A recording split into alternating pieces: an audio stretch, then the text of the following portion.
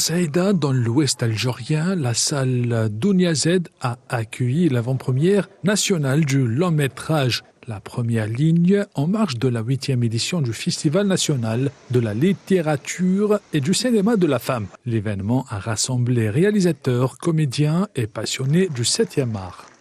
Moi, je suis très content que le film fasse son avant-première dans ce festival, loin d'Alger. On est loin d'Alger, on est à Saïda. Il y a un public de cinéphiles. Et j'ai retrouvé des gens, des cinéphiles anciens. Voilà, donc la salle était pleine.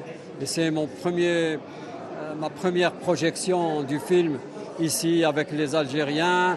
Et j'étais un peu angoissé par rapport à leurs réactions, etc. Et j'ai vu qu'ils ont eu de très bonnes réactions. Ils ont regardé, ils ont été pris par le film. Et donc je suis très content.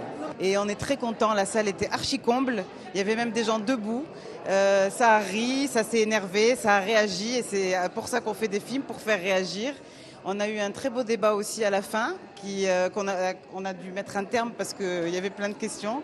Donc on est très très content et le film va sortir bientôt et voilà, ça nous a donné, c'est un bel élan en tout cas pour la sortie du film. Cette comédie raconte l'histoire de la rencontre de plusieurs familles dans une plage avec son lot de conflits, de surprises et d'amour.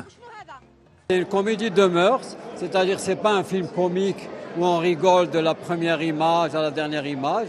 C'est une comédie de mœurs, un peu sociale, qui raconte des choses sur la jeunesse, sur les gens, sur l'ambiance générale. Donc j'interprète un rôle dans ce film et voilà, on était ému à la fin.